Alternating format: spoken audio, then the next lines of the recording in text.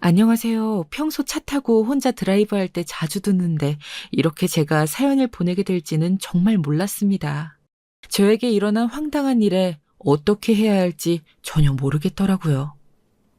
이 일에 대해서 고민이 해결되지 않아서 이렇게 사연을 보내게 되었습니다. 많은 분들이 보시고 저에게 조언해 주실 수 있도록 모두 좋아요와 구독 한 번씩 부탁드리겠습니다. 저는 30대 초반 여자입니다. 남편과 금술이 좋은 부부로 동네에서 유명한데요. 남편을 만나기 전에는 이 남자 저 남자 만나면서도 만족을 못했던 그런 사람이었습니다. 지금 생각해보니 부끄러운 이야기긴 한데요. 남편을 만나 제 삶이 180도 달라졌죠. 남편과는 회사 동료로 만났고 듬직하고 한결같은 우직한 남편의 모습에 반해서 저도 그동안의 생활을 청산하고 남편과 어울리는 사람이 되어 행복하게 살기로 결심했습니다. 저희는 만난 지 딱 1년 만에 결혼에 골인했고 신혼 2년 차인 최근 드디어 출산을 했습니다. 그런데 저희 행복하고자 한 결심은 한 달도 되지 않아 꿈 같은 먼 이야기가 되고 말았습니다. 출산한 지 한 달도 안 된 상태인데 사실 아기들이 진짜 갓난아기일 때는 얼굴이 잘 안 드러나잖아요. 그래서 제가 봐도 저희 남편과 조금 안 닮아 보이기는 했습니다. 그런데 평소 저를 못마땅하게 여기시던 시어머니께서 남편 아이가 맞냐면서 검사를 하자고 하시는 겁니다. 정말 억울하더라고요. 아무리 제가 미우셔도 그렇지 어떻게 그런 오해를 하시는지. 그게 자기 아들의 자식을 낳은 지 한 달도 안 된 산후조리 중인 며느리에게 할 소린가요? 시어머니에게 너무 안 좋은 감정이 들 정도였습니다. 이렇게 안 닮는 게 말이 되니? 너 솔직히 말해라. 우리 준민이네 아니지? 내가 처음부터 알아봤다. 정리가 당당하면 친자 검사를 해보자니까 그러네. 어, 아니요, 어머님. 정말 해도 해도 너무하시네요. 지금 어머님 손자 낳아드린 며느리한테 이게 무슨 말씀이신 거예요? 어머님, 저 너무 어지러워서 그러는데 좀 나가주시겠어요? 제가 도저히 더 이상 드릴 말씀이 없어서 그래요. 생사람 그만 좀 잡아주세요, 제발요. 요망한 것. 출산한 지 한 달이 다 되어 갔는데 뭘 아직도 어지럽다고. 더 이상 드릴 말씀이 없어? 너 아주 두고 보자. 정말 당당한지 아닌지 내 눈으로 직접 확인해야겠다. 시어머니께서 정말 직접 본인 눈으로 확인하셔야 된다고 하시길래 뭐 진짜 친자검사까지 하시려나 하고 대수롭지 않게 넘겼습니다.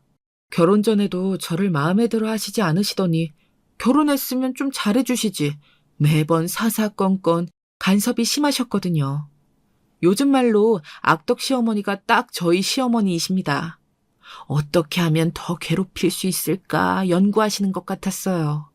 저니까 참고 살았죠. 심지어 임신한 상태인데도 저한테 부정한 말씀을 많이 하셨었습니다. 친구들과 약속을 잡거나 회사 일 때문에 늦게 들어가는 날에는 어김없이 꾸지람을 들어야 했습니다. 심지어 저랑 남편이랑 사이를 갈라놓으려는 행동도 서슴지 않으셨습니다. 제가 자꾸 다른 남자들이랑 눈 맞추고 다니면서 실실 쪼개고 다닌다던가 너무 엄하고 보수적인 집안인 건 알겠는데 지금은 조선시대가 아니라 21세기 아닌가요? 시어머니의 행동은 나날이 심해져 갔고 남편을 봐서 지금까지는 참아왔지만 임신 후 출산을 하고 몸을 추스르는 중요한 시기에도 쫓아와서 이런 악담을 퍼부으시고 제 아이가 남편의 아이가 아닌 게 아니냐는 억측만 늘어놓으시니 정을 붙일래야 붙일 수 없는 상태였습니다. 솔직히 이번에도 그냥 말씀만 저렇게 하시고 넘어가시겠지 했는데 아니 웬걸 진짜로 제 남편과 아이의 친자 검사를 저 몰래 진행하시기까지 하셨더라고요. 그래서 너무나 당황스러웠지만 이제라도 친자 검사 결과가 나왔을 테니 더 이상 저한테 제 아이가 남편 아이가 아니라는 황당한 억측은 그만하시겠구나 안도하고 있었습니다. 그러나 그 결과는 저와 제 남편에게 너무나 큰 충격을 안겨주었습니다. 여보, 이게 어떻게 된 거야? 왜 우리 영기가 내 아들이 아니라는 거야? 말도 안 돼. 나 몰래 너 바람이라도 폈니? 그런 거야? 뭐? 어머님께서 헛소리 하시는 거 계속 듣더니 여보도 이러는 거야? 친자 검사도 나 몰래 하셨다며. 이리 가져와봐. 당연히 친자로 나왔겠... 어라? 이게 아닌데? 어떻게 이럴 수가 있어? 이거 우리 연기랑 당신 거로 제대로 한 검사 맞아? 내가 직접 확인했어. 하도 어머니께서 그러시길래 이번 친자 검사만 제대로 해보자고 하셔서 내가 어머니랑 같이 연기한테서 채취한 걸로 검사한 거야. 이걸 보고 나는 앞으로 너랑 어떻게 사냐? 말도 안 돼. 내 애가 아니었다니. 어떤 자식이야, 어? 말 좀 해봐! 너 들을 것도 없다. 저 거짓말쟁이한테 뭔 별명을 또 듣고 있을래? 그러니 진작에 솔직하게 말할 것이지. 친자 검사까지 하게 한 건 바로 너다? 당장 우리 집에서 나가. 아니에요. 이건 말도 안 돼. 저는 억울해요. 너 억울하다니까요. 저는 출산 후 한 달 동안 겨우 산후조리를 한 뒤 집에 이제 막 돌아온 상태였고 기절초풍할 결과를 마주하고 그만 쓰러지고 말았습니다. 정신을 잃을 만한 소식이었죠. 제가 10달 동안 품고 내 배로 낳은 내 자식이 남편의 아이가 아니라뇨. 어떻게 이런 일이 있을 수 있는 걸까요? 저는 도저히 믿을 수가 없어서 일어나자마자 남편에게 달려갔습니다. 남편은 꼴도 보기 싫다면서 제 애를 데리고 나가라고 하더군요. 시어머니는 거칠게 저를 몰아내시면서 아이와 함께 잘 살라고 다시는 남편의 발목을 잡지 말라며 으름장을 놓으셨습니다. 그렇게 저는 순식간에 쫓겨나게 되었습니다. 저는 이제 어떻게 해야 되는 걸까요? 저는 말도 안 되는 상황이라고 생각하고 혹시 아이가 뒤바뀌지 않았을까 하는 생각까지 하게 되었습니다. 병원에서 종종 그런 실수가 일어나기도 하니까요. 그래서 절대 만나주지 않는 남편의 유전자로 친자검사를 할 수는 없어서 저와 제 아이의 유전자로 친자검사를 했습니다. 그러자 제 아이인 것은 확실해지더라고요. 그렇다면 정말 남편의 아이가 아니라 제가 다른 남자의 아이를 가졌던 것일까요? 모든 것이 혼란스러워지더라고요. 절대 있어서는 안 되는 일이 현실로 일어나고야 말았다는 생각에 정신이 아득해져 왔습니다. 이런 일을 누구한테 말도 못하고 어떻게 된 건지 어떻게 해야 될지 전혀 감이 안 오는 상황이었습니다. 그래서 제 아들 영기의 출산일에 맞춰서 임신 가능성이 있었던 시기를 다시 한번 떠올려 보기로 했습니다. 핸드폰에 일정 앱을 켜서 그때로 되돌아가니 딱 하나, 간과했던 사실 하나가 수면 위로 떠오르고야 말았습니다. 그건 바로 남편이 출장을 간 사이 친구들과 함께 나이트클럽에 갔던 일이었습니다.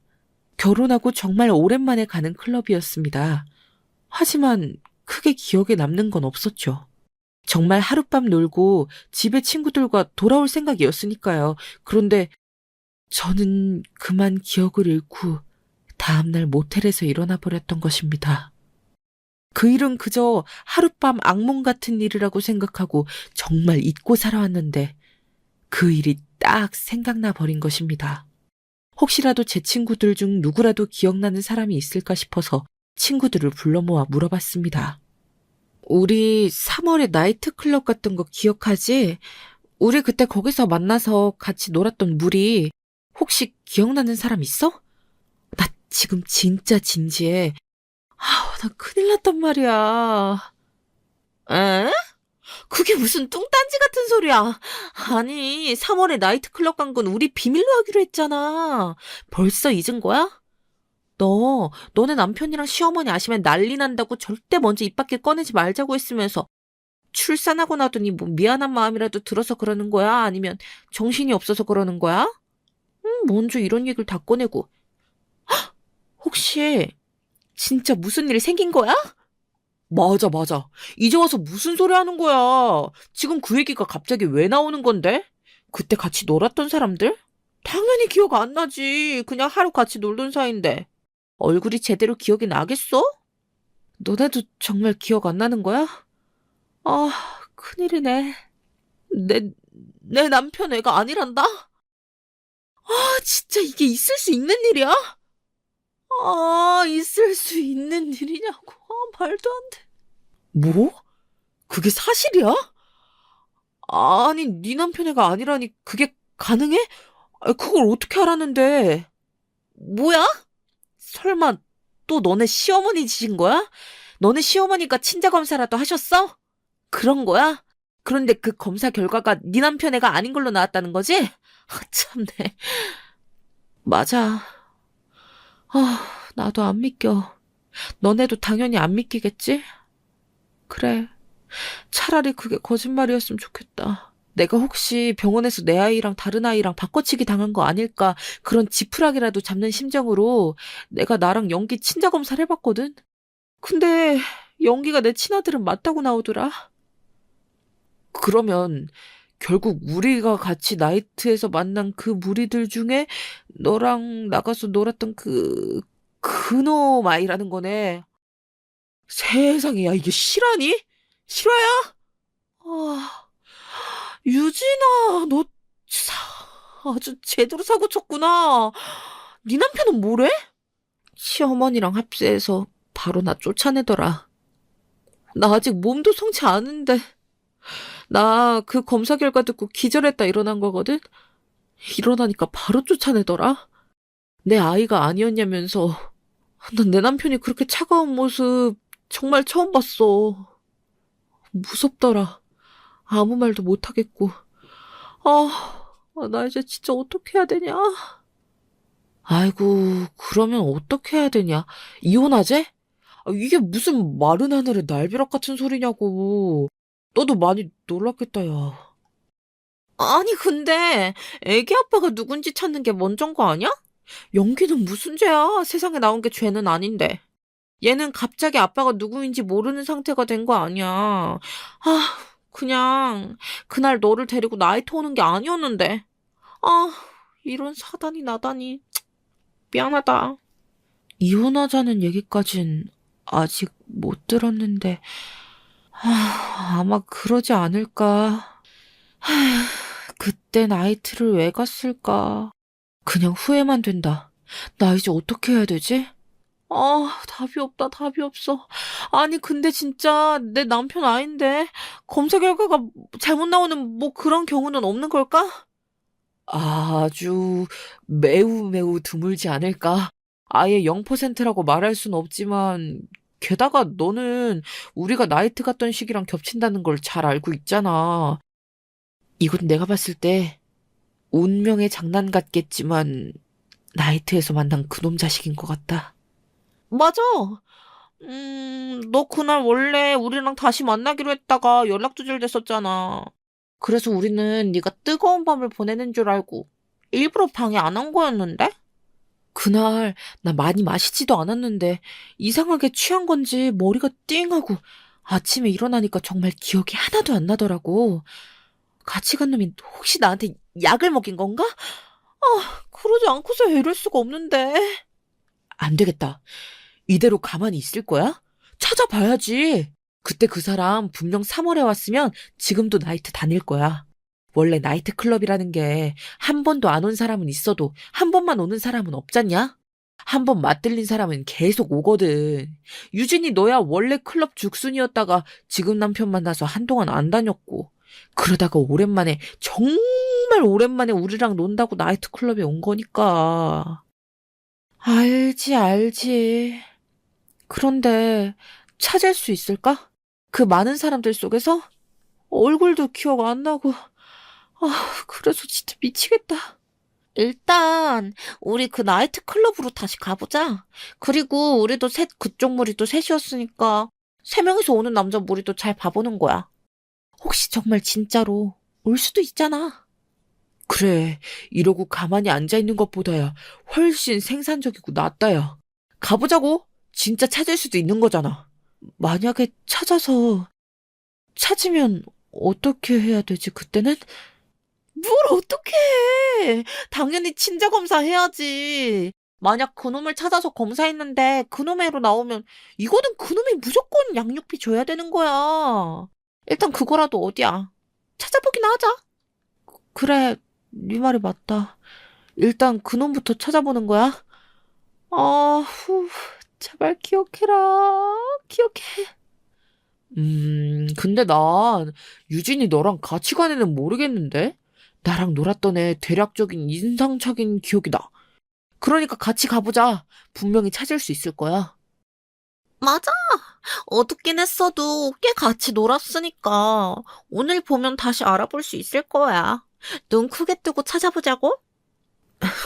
고마워, 얘들아. 너네밖에 없다. 이런 일 딱 다치고 나니까 너무 억울하고 암울하고 정말 미쳐버리는 줄 알았는데 다시 실낱 같은 인생이 살아나고 있는 것 같은 기분이야. 아직 고마워하기엔 일러. 아이고. 일단 나이트클럽의 죽돌이 웨이터부터 찾아가 보자. 맞네. 그 녀석이라면 나이트 자주 오는 새끼들 얼굴은 다 끼고 있을 거야. 그래? 그 웨이터부터 털어보자고. 친구들이 그렇게 든든하게 느껴지는 건 처음이었던 것 같습니다. 다행히도 좋은 기억력 덕분에 어렵지 않게 그 세 사람이 함께 다니는 무리를 다시 마주했습니다. 꽤 반갑더라고요. 예전 만났던 모습 그대로였습니다. 하긴 10년이 지난 것도 아니고 이제 겨우 1년 조금 안 지나서 다시 만난 거였으니까요. 웨이터 말로는 셋이서 다니는 무리가 흔치 않은 데다가 나이트클럽에 계속 오는 사람은 당연히 자기도 얼굴을 기억하고 있다면서 오늘 확인해보라고 했습니다. 아니나 다를까 저희랑 3월에 나이트클럽에서 같이 놀고 술 마셨던 3명이 등장하더라고요. 저와 친구들은 그 무리에게 다가가서 저희가 기억나냐고 물었지만 모르는 것처럼 얼버무리더라고요. 그래서 답답했던 제가 친구들이 함께 놀았던 사람을 지목해보라고 하고 마지막 남은 사람을 자세히 보기 시작했습니다. 제 얼굴에 뭐라도 묻었어요? 왜 이렇게 빤히 쳐다보실까? 저는 기억이 안 나는데. 일단 이놈 끌고 나와서 조용한 데서 다시 이야기하는 게 좋을 것 같아. 친구들은 제 말을 듣고 이 사람을 같이 끌고 나와 주었고 같이 왔던 그 무리도 친구가 끌려가는 것을 보고 같이 따라 나왔습니다. 저희는 근처 카페로 향했고 3월에 있었던 일을 이야기하기 시작했습니다. 그러자 제가 같이 그날 밤을 보냈던 그 사람이 글쎄 이미 죽었다는 겁니다. 아니, 그게 무슨 소리예요? 제가 아무리 기억을 못한다지만 저랑 3월에 같이 있던 친구분이 죽었다고요? 그러면 제가 굳이 이런 거짓말을 왜 하겠어요? 왜 그 친구를 찾는진 몰라도 마약에 계속 손대더니 4월쯤 세상 떴다고요. 사진도 보여줘요? 사진을 내밀자 저는 잊고 있던 3월에 만났던 그 사람의 얼굴이 떠올랐습니다. 맞더군요. 영락없이 그 사람이었습니다. 그 사람을 찾은 건 다행이지만 죽었다니요. 믿기지 않는 현실이었습니다. 게다가 마약을 하다가 죽었다니 이게 무슨...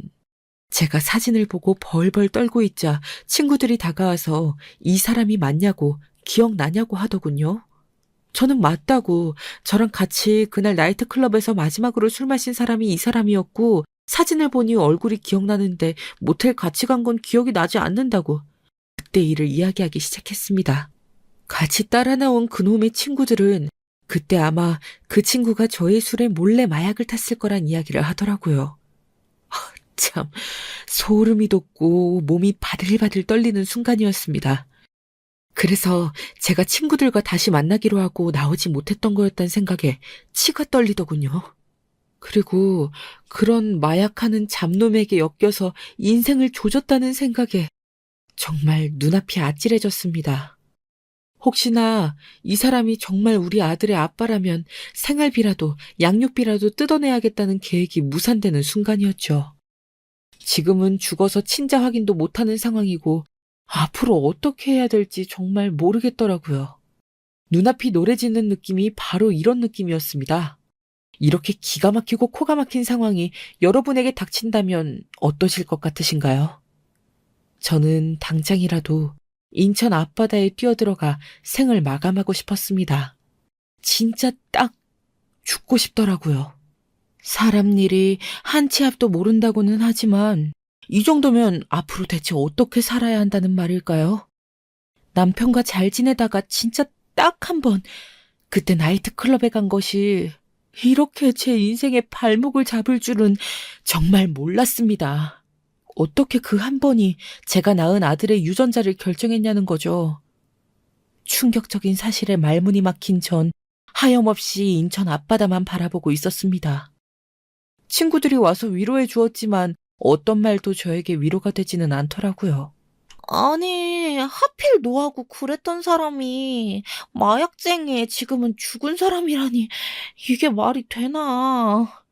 유진아, 너무 상심하지 말고 방법을 생각해보자. 하늘이 무너져도 솟아날 구멍은 있다잖니? 난 이제 망했어. 어떻게 살아가야 될지 도무지 모르겠다고. 그런데 말야, 만약에 이 검사 결과가 정말 잘못된 거라면? 이 사람이랑은 정말 딱 한 번인 거잖아. 게다가 죽은 사람이라서 진짜 이 사람이 연기 아빠라는 검사도 할 수 없고 말이야. 다시 한번 남편을 찾아가 보는 건 어때? 그래, 맞아. 뭐 살아있는 사람도 아니고 어떻게 보면 진짜 모르는 건데. 마지막으로 한 번 더 검사를 해보거나 남편이 직접 연기랑 자기 친자 검사 맡겼다더라. 시어머니께서 하도 뭐라고 하시니까 한 것 같다고 생각하긴 했는데 지금 와서 생각해보니 시어머니께서 알고 계셨던 것 같기도 해. 나이트클럽에서 만난 그 남자랑 어찌저찌 모텔에 왔겠지?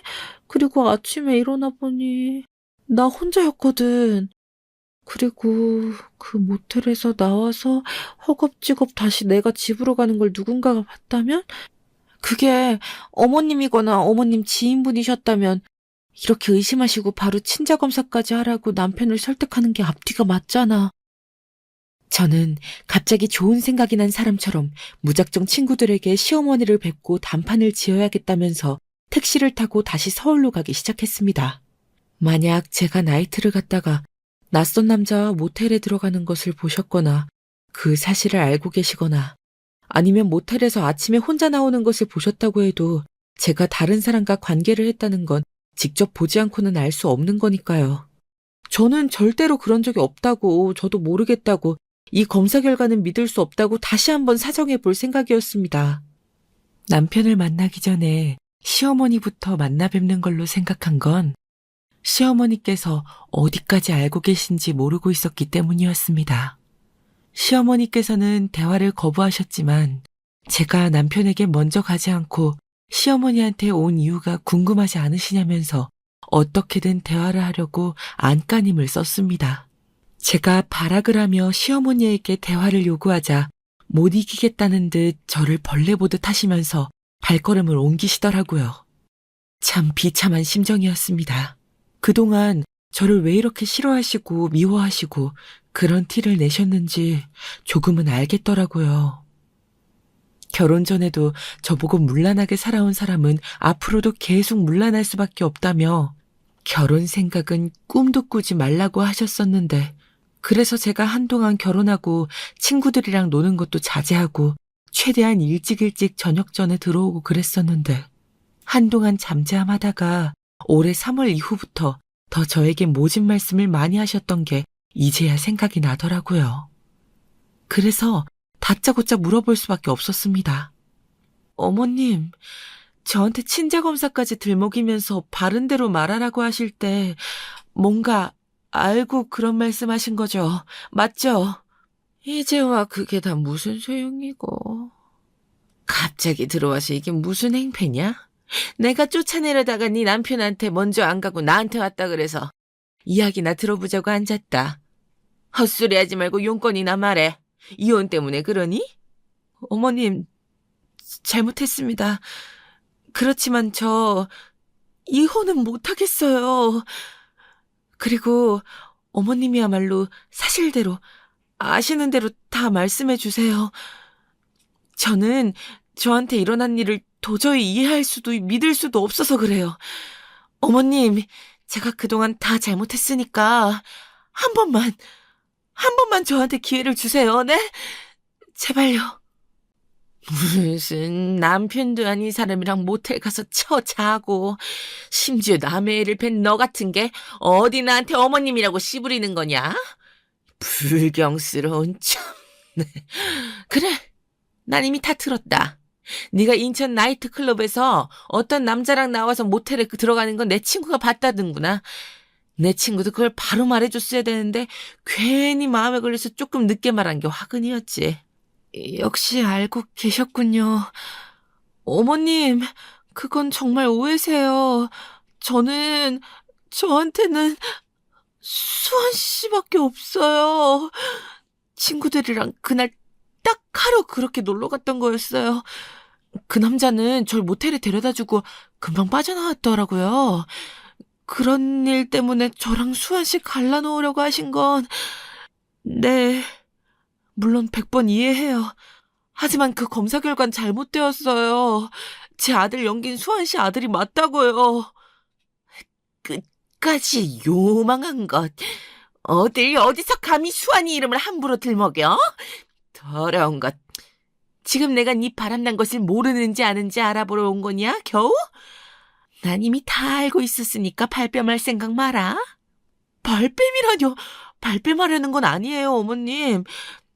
다만 그 검사 결과를 믿을 수 없으니 저는 그런 불경한 짓을 저지르지도 않았고요.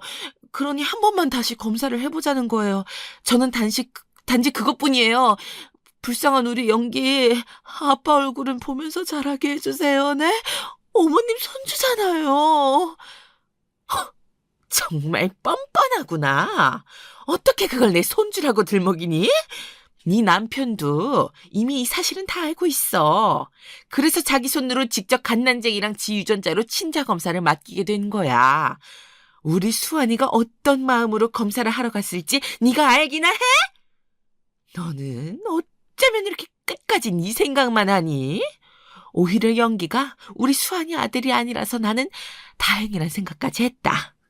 어머님, 제가 마지막으로 한 번만 더 다시 친자 검사 해볼 수 있게만 해주세요. 네? 제발요. 이렇게 부탁드려요.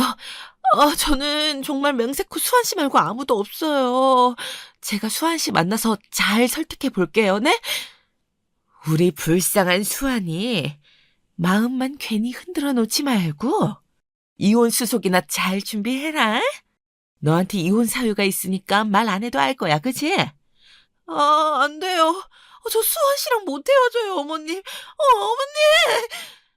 시어머니는 매몰차게 저를 내쫓으라고 호통치시며 사라지셨고, 제 예상과 마찬가지로 시어머니께서 제가 친구들과 나이트클럽에 갔던 것을, 그리고 지금은 죽어버린 그놈과 함께 모텔로 들어갔다는 사실까지 알고 계셨더라고요.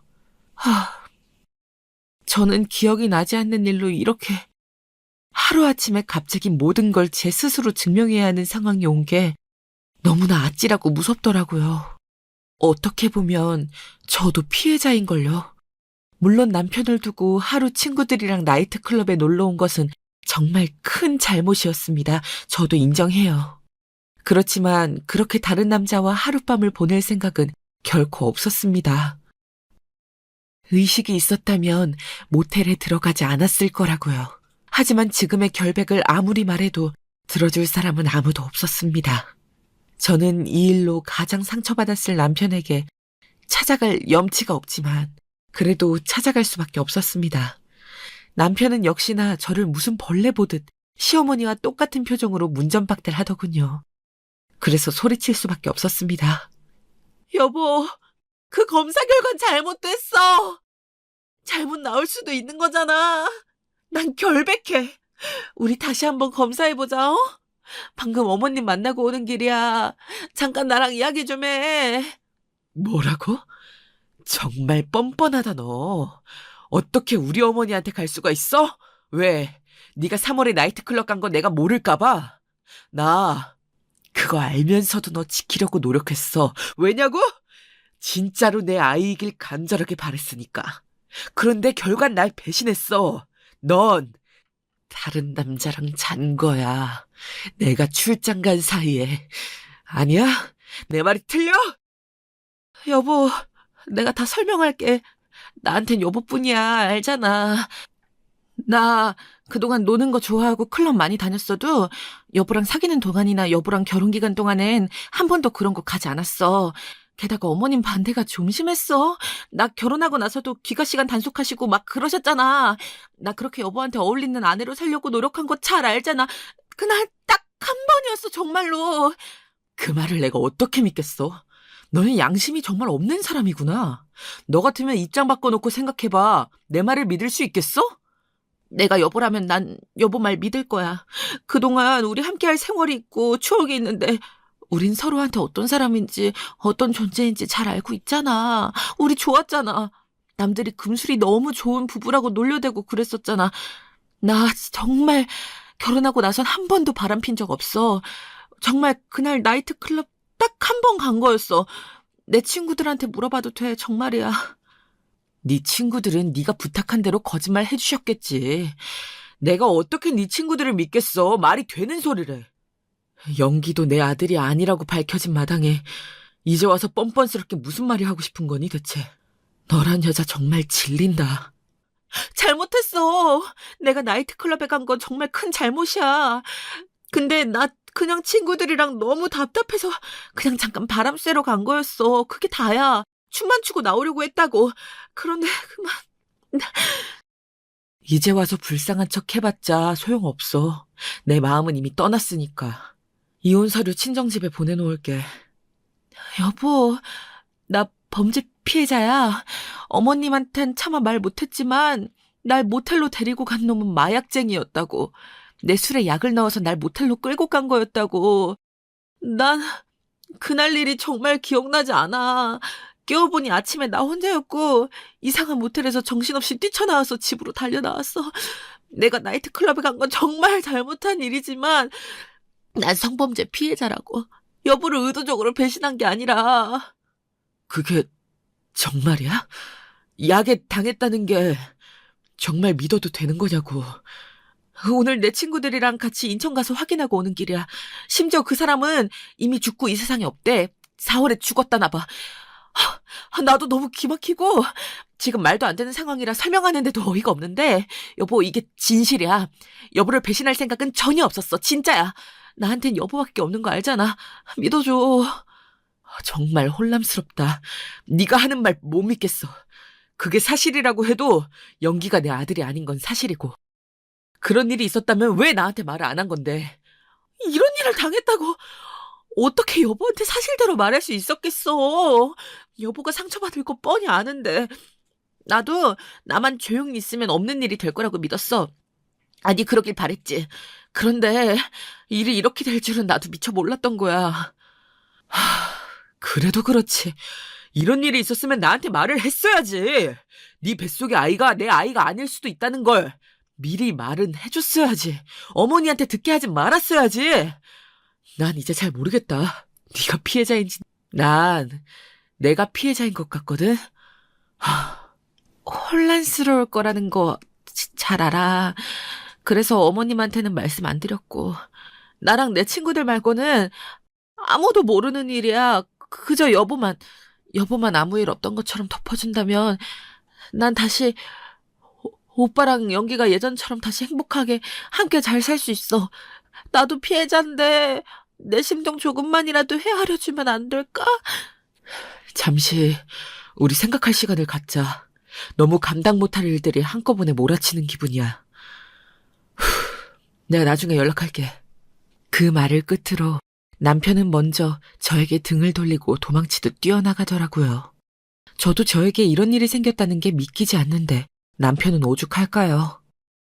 그래도 저를 안아줬으면 좋겠다는 생각을 하며 서러워지더라고요. 남자답게 눈 감아주고 저와 연기를 책임지겠다고 말해줄 거라는 일말의 희망이 사라지는 순간이었습니다. 요즘 세상에 애 있는 돌싱들도 새로운 사람 만나서 자기 자식처럼 잘 키우며 사는 사람도 있는데 제가 너무 많은 것을 바란 것일까요? 저도 이 사연이 기막히고 믿기지 않으실 거라는 거 잘 알겠습니다. 하지만 여러분, 한번 생각해 봐주세요. 나이트클럽에서 춤만 추고 오려다가 저는 마약쟁이의 손에 이끌려 마약을 먹고 취해 기억을 못하는 상황에서 억지로 당한 피해자입니다. 제가 그런 일을 당했을 거라고 생각하지 못했고 그저 악몽같이 끔찍한 일이 아니길 바라며 잊고 살려고 노력했고 당연히 저에게 찾아온 선물 같은 아이가 바로 남편의 아이일 거라는 생각을 했죠. 남편의 아이라고 철석같이 믿고 싶었습니다. 그러나 현실은 왜 이렇게 잔인한 것일까요?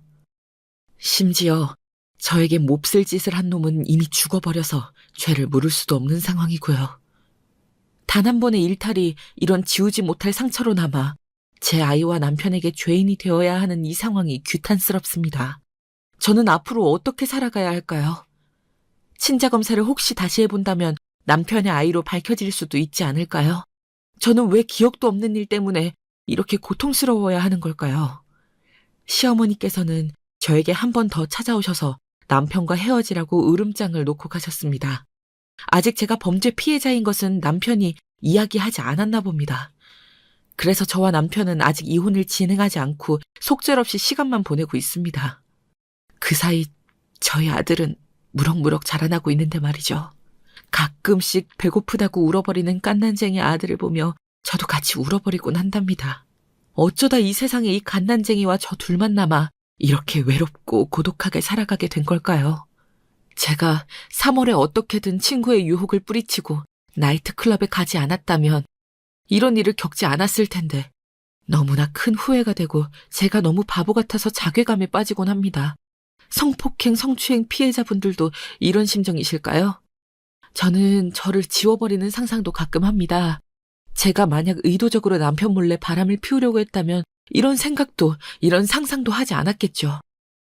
정말 억울하고 억울하지만 제 스스로 증명해낼 수 있는 게 단 하나도 없는 상황입니다. 너무나 답답하고 억울해서 밥도 잘 못 먹고 잠도 잘 자지 못합니다. 그나마 이 갓난쟁이 아들 때문에 억지로라도 몸을 움직여요. 이러다가 쓰러질 뻔한 적이 한두 번이 아닙니다. 그나마 이런 제가 이렇게 사연을 보내는 것만이 유일하게 할 수 있는 일이었습니다. 저는 정말 어떻게 해야 되는 걸까요? 어떻게 살아가야만 할까요? 남편은 저를 피해자로 보는 듯 하면서도 연기를 받아들일 준비가 안 된 것 같습니다. 이 상황에서 친자검사를 다시 하자고 하는 건 아무런 도움이 되지 않을까요? 저에게 갑자기 닥쳐온 이 일이 정말 재앙 같습니다. 한 치 앞도 모르는 재앙이죠. 기나긴 검은 숲을 혼자 지나고 있는 기분입니다. 그 숲에는 가시덤불도 있고 무시무시한 진흙탕도 존재하죠.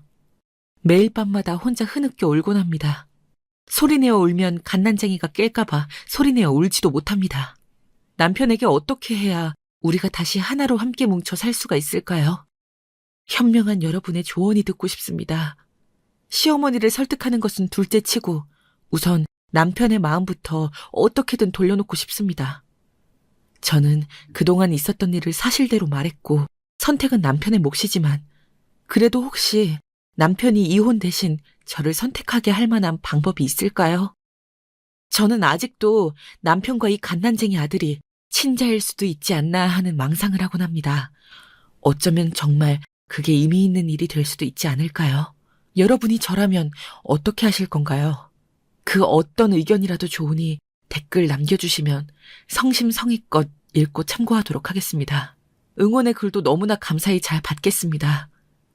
지금 너무나도 외롭고 힘든 상황이거든요. 어떤 따뜻한 말이라도 저에게는 저를 살아가게 하는 큰 힘이 될 거라는 것을 잘 알고 있습니다. 그러니 부디 사연을 들으신 분들께서는 제가 어떻게 하는 것이 좋을지 의견 하나씩 댓글로 꼭 부탁드리겠습니다. 친구들은 저도 피해자라면서 남편이 돌아올 거라고 믿으라고 하는데 저는 더 많은 사람들의 응원과 확신이 필요한 단계인가 봅니다. 이대로면 우울증에 걸려서 저 갓난쟁이 하나 돌보지 못하고 세상을 등져버릴 것 같아서 저도 제가 무서워서 이런 사연을 보내게 되었습니다. 당연히 감동적인 사연도 아니고 사이다 같은 사연도 아닌 이 사연이 무겁고 또 여러분의 마음을 안타깝게 했을 것이라는 것 잘 압니다. 하지만 시어머니에게까지 이 무거운 진실을 알릴 수가 없어서 차마 이렇게 저 혼자 갓난쟁이를 키우면서 울며 매일 밤을 지새우고 있습니다. 남편은 과연 제게 돌아올까요? 돌아와줄 가능성이 있는 걸까요? 이 일은 경찰에게 알리는 게 좋을까요? 정말 제 이야기를 경찰에게 말하고 조사가 이루어져서 사실이라는 게 밝혀지면 남편은 제게 돌아올까요? 왜 당한 건 억울한 피해자인데 이런 조사들, 이런 증거들, 이런 진술들은 다 피해자인 제가 알아서 처리하고 먼저 나서야 하는 것일까요? 저는 제가 이런 현실에 놓이기 전까진 성범죄 피해자들에게 그저 안타깝다는 생각만 해왔었습니다. 하지만 막상 이 기막힌 상황에 놓여지고 제가 성범죄 피해자였다는 것을 알고 나니 정말 많은 것이 다르게 피부로 느껴지더라고요. 그래서 모든 전국의 성범죄 피해자분들께 이 사연을 바치고 싶어졌습니다. 여러분께서 가지고 계실 고통과 상처를 이해합니다. 물론 100% 완벽하게 이해하는 건 불가능하겠지만 성범죄의 희생자로서 압도적인 아픔과 어려움을 겪고 있을 여러분을 저도 같은 마음으로 응원하게 되었습니다. 제가 저와 같은 피해자분들에게 전하고 싶은 첫 번째 메시지는 우리가 결코 잘못한 것이 아니라는 겁니다. 성범죄 피해자분들은 대부분 자신이 그 장소에 가지 않았다면, 그 시간에 거기 없었다면, 그 사람을 우연이라도 마주치지 않았다면 범죄에 당하지 않았을 텐데 하면서 자책하고 자괴감에 빠져들기 쉽습니다. 저 또한 그랬고요. 그러지 않으셨으면 좋겠습니다. 저의 이야기를 경청해 주시고 같이 고민해 주신 여러분들께서 이미 저와 같은 성범죄 피해자들을 안타까워하며 우리의 고통을 외면하지 않는 수많은 따뜻한 사람들입니다. 그러니 자책하는 것에서 벗어나서 용기와 강인함을 가지셨으면 좋겠습니다. 저도 두려웠지만 결국 남편에게 말하고 나니 그래도 한결 마음이 시원해지더라고요. 아직 남편이 제게 마음을 열고 제 아들을 받아줄지 기다리고 있는 상황이지만 그래도 신라 같은 희망을 가지고 살 수 있는 것은 제가 피해자임을 용기 내어 말했기 때문에 가질 수 있는 것이라고 생각합니다. 두 번째로 성범죄 피해자분들께 바치고 싶은 말씀은 성범죄는 약자를 상처 입히는 악질적인 행동이고 그 피해자인 우리가 다시 세상으로 아무 일 없던 것처럼 나아가기까지 어려움을 극복해야 하는데 그 시작을 했다면 분명 잘 이겨낼 수 있을 거라는 것입니다. 저도 제가 아마 갓난쟁이 저희 아들을 갖지 않았다면 이 성범죄를 당했다는 사실도 모른 채 지금과는 다르게 살고 있었을지도 모릅니다. 하지만 엄마가 되어보니 알겠더라고요. 물론 남편의 아이가 아니라면 원치 않는 임신이고 저는 아직도 남편의 아이이길 강력히 바라고 있지만요. 어찌되었든 성범죄를 당했었다는 것을 말하는 용기는 정말 여러분을 한 발자국씩 더 나아가게 할 것이라는 것입니다. 지금 힘든 시간을 겪고 있지만 결코 자신을 비하하지 말아야 합니다. 저는 피해자이지만 한 아이의 엄마이고 계속해서 억울해하고 슬퍼하고 고통 속에서만 살 수는 없으니까요. 물론 저도 힘듭니다. 아직도 남편의 연락을 손꼽아 기다리고 있고요. 그렇지만 이렇게 기막힌 일이 저에게 현실로 일어난 것은 뭔가 행동하라는 계시 같기도 하더라고요. 그래서 이렇게 시간 내어 글을 쓰고 사연을 보내게 되었습니다. 이 사연을 보신 분들께서는 성범죄 피해자들에게 조금 더 따스한 시선으로 위로를 건네줄 수 있지 않을까 해서요. 마지막으로 우리에게는 치유와 회복을 위한 자유가 있다는 사실입니다. 저는 임신을 해서 아이를 낳았고 뒤늦게 알게 된 충격으로 인한 정신적 스트레스가 너무나 극심했습니다. 우리의 이 평생 갈 것 같은 지옥 같은 고통과 상처는 시간이 지남에 따라 서서히 치유될 것이라고 믿습니다. 그러나 그것을 위해서는 제 자신에 대한 사랑과 배려가 필요하더라고요. 저도 제 감정을 솔직하게 표현하고 상담이나 지원기관의 도움을 받기 시작했습니다. 여러분께서도 자신을 위한 치유의 여정을 시작할 자격이 있습니다. 그래서 이렇게 응원의 글도 함께 덧붙이게 되었네요. 3월에 친구들이랑 같이 놀러 갔다가 우연히 마약쟁이의 눈에 들어와 성범죄에 당한 것 때문에 저는 지금까지 어두운 시간을 거쳐왔지만 남편이 다시 돌아와만 준다면 빛과 희망을 다시 찾을 수 있을 것만 같습니다. 저뿐만 아니라 다른 분들도 마찬가지라고 생각합니다. 피해자라는 사실 때문에 주눅 들고 상대에게 미안해하지 마세요. 마음은 아프겠지만 그 상처까지 함께 안고 가줄 수 있는 사람이라면 평생을 함께 할 수 있지 않을까요? 우리의 미래는 단지 지난 시간에 의해 정해지지 않습니다. 그래서 저도 저를 지금까지 나쁜 생각 속에서도 부정적이고 우울한 순간들 속에서도 계속 움직이게 해준, 살아가게 해준 저희 갓난쟁이 아들을 끝까지 지키고 책임지며 살아가려고 합니다. 그 옆에 남편이 함께 해준다면 정말 좋겠지만 이렇게 다른 성범죄 피해자분들을 응원하는 글까지 덧붙이고 나니 저야말로 용기를 가지고 저에게 주어진 이 상황에 굴하지 않고 행복하게 잘 살아가야겠다는 생각이 들었습니다. 물론 당연히 저도 두렵고 겁이 나지만 이 세상에서 홀로 남겨진 느낌이었지만 그래도 제 자신은 제가 지켜야 하고 저를 소중히 여기지 않으면 아무도 저를 소중히 여겨주지 않는다는 것을 알기에 오늘도 한 발 한 발 세상을 향해 나아가려는 준비를 하고 있습니다. 혹시나 제 남편이 돌아오기 위해 제가 하면 좋을 것 같은 것들이나 방법이 생각나신다면 댓글로 남겨주세요. 그리고 혹시 모를 친자검사도 해보는 게 좋을지 여러분의 현명한 조언이 간절히 필요한 상태입니다. 끝까지 저의 기구한 사연을 들어주셔서 너무 감사드립니다. 응원하고 싶은 마음이 드셨다면 댓글로 남겨주세요. 소중히 잘 읽고 잘 살아가도록 하겠습니다. 감사합니다.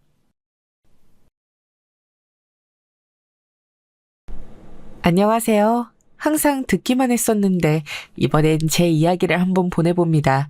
때는 제 나이 35이었습니다. 36 나이에 남편과 결혼을 했지요. 제가 빠른 생일이기 때문에 남편하고 학년상으로는 동갑이었네요.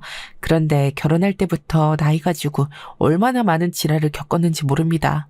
지랄도 그런 개지랄이 없었어요. 예전 같았으면 그 나이에 이미 학교 들어간 애가 있고도 남았어야 했어.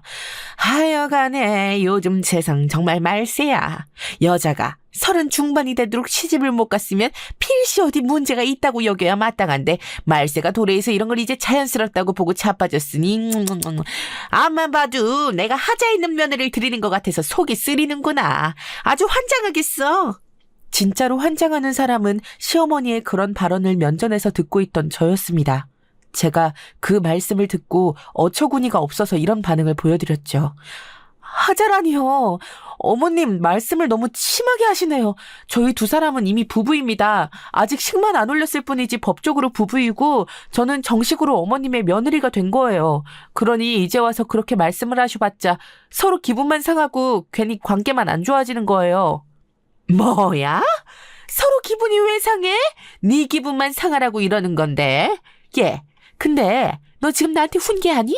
담을 쭉쭉 빨아먹는 친정도 쓰면 창피하고 부끄럽고 수치스러운 줄 알아야지. 뭘 그렇게 당당하고 자빠졌는지. 참나 난 영문을 모르겠네. 이러니 이날 이때까지 시집도 못 가고 이러고 있었겠지. 그때 저하고 남편 이미 신혼집 다 정해서 살림 다 들여놨고 사정상 결혼식만 늦어지고 있던 판국이었습니다. 여러 가지 일정을 맞추다 보니까 그렇게 되었어요. 더 솔직히 말씀을 드리자면 예산 때문에 예식장 날짜를 그대로 늦출 수밖에 없었던 것이기도 했고요. 아무튼 이미 부부가 되었는데 시어머니께서 그러시니까 더욱 기분이 나빴어요. 차라리 진작에 결혼 못 시킨다 하실 것이지 혼기 가득 찬 아들 장가는 보내고 싶으시고 저 같은 며느리는 마음에 안 차시고 그 어떤 심정도 못 놓으시겠던 건가 봐요. 어이가 없었습니다. 마음에 안 차는 저를 며느리로 들이신 게 시어머니는 못내 분하셨나 봐요. 저 그때 막말 듣고 너무 화가 났었는데 시어머니 당신께서도 스스로 뭐라고 말씀하시는지 모르시겠다 싶어서 그냥 참았습니다. 사람이 열받으면 그냥 입에서 나오는 대로 막 짓거리잖아요. 시어머니께서도 그러신 모양이었죠. 저하고 남편이 혼인신고를 올려서 법적인 부부가 되었고 아담한 보금자리에서 새로운 일상을 함께 보내게 된 지 불과 보름도 안 되었을 때 시어머니께서 저를 따로 호출하시더니 그런 별별 망발을 쏟아내셨던 건데요. 제가 중간에 울컥하기는 했지만 끝끝내 꾹 참고 침묵을 고수하는 방편을 썼더니 시어머니께서는 일단 저를 그냥 보내실 수밖에 없으셨습니다. 근데 이걸 두고 또 곱씹을수록 기분이 안 좋으셨나 봐요. 며칠 뒤에 점심시간이라서 저 밥 먹고 있던 와중에 계속 전화를 하시더니 이렇게 말씀하셨습니다. 내가 생각을 해보니까 네 걱정에 밤에 잠이 안 오더라고. 제 걱정을요? 어머님께서요?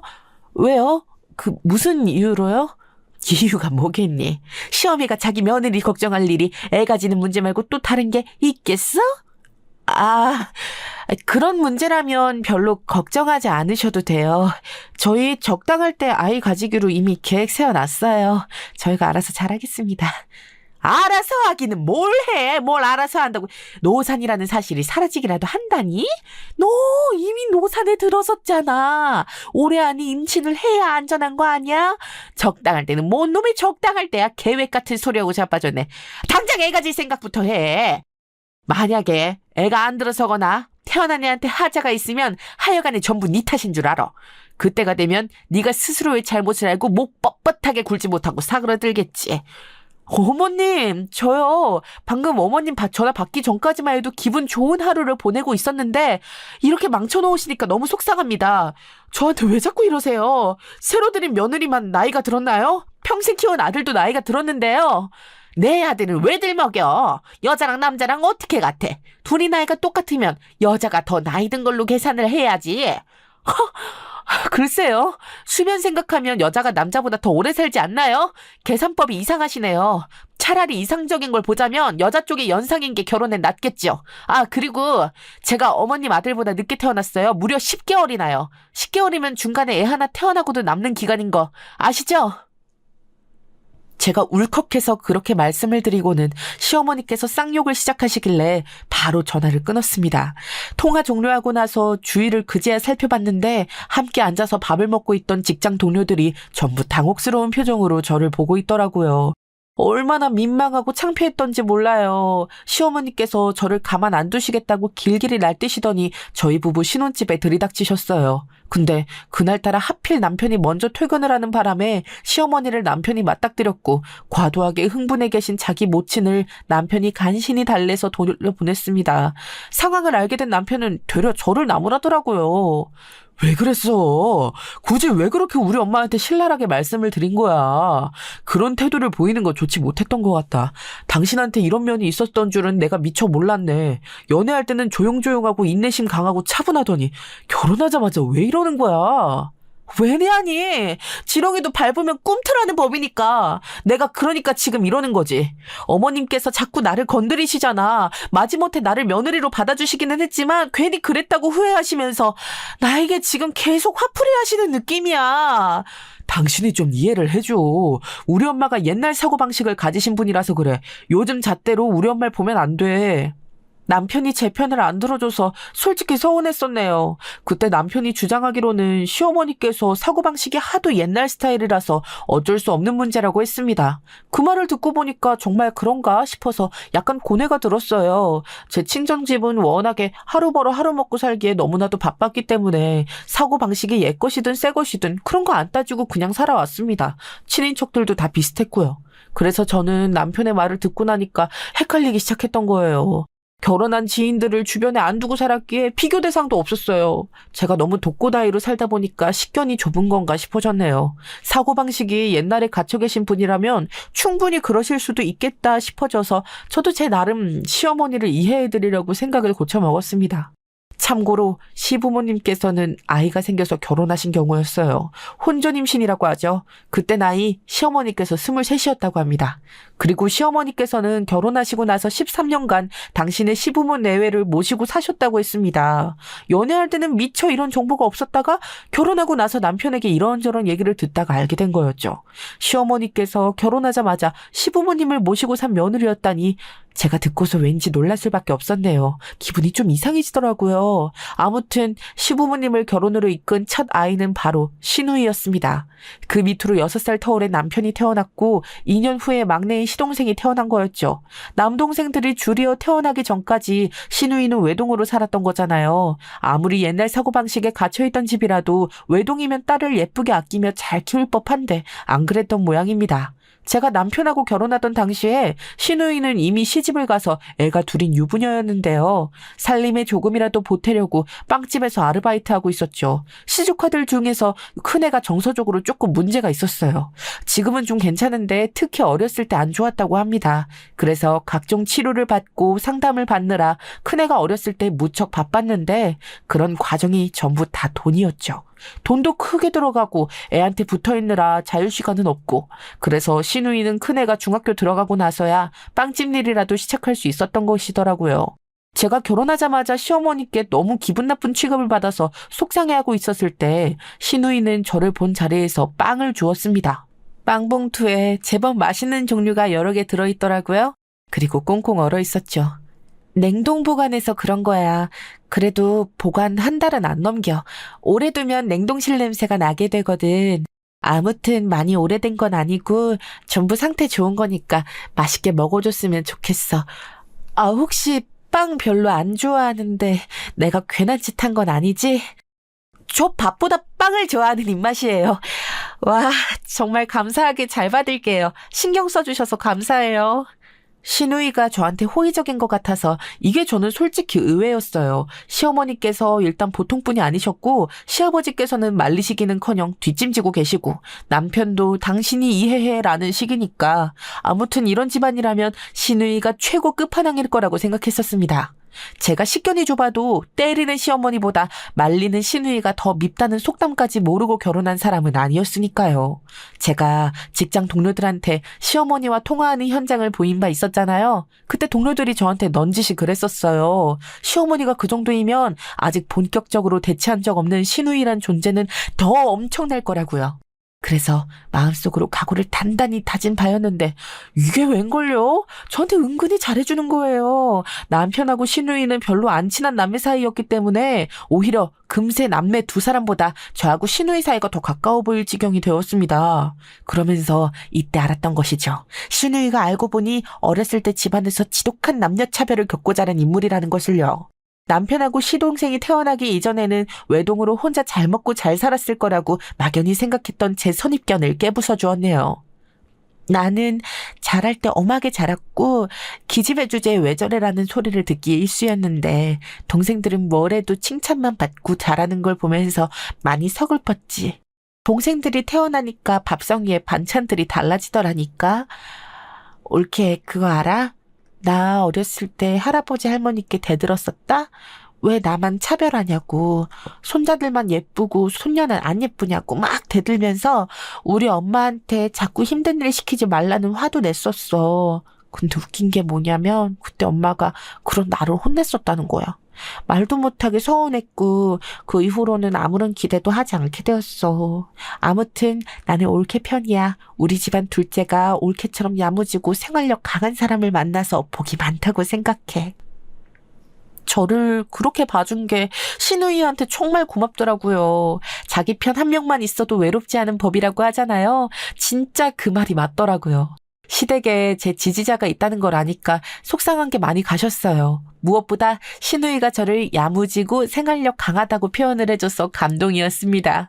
제 친정 많이 가난했죠. 가난을 이겨내보려고 있던 돈 다 털어서 친정 부모님께서 식당을 차리기도 하셨었어요. 하지만 결과적으로 빚만 생겼었죠.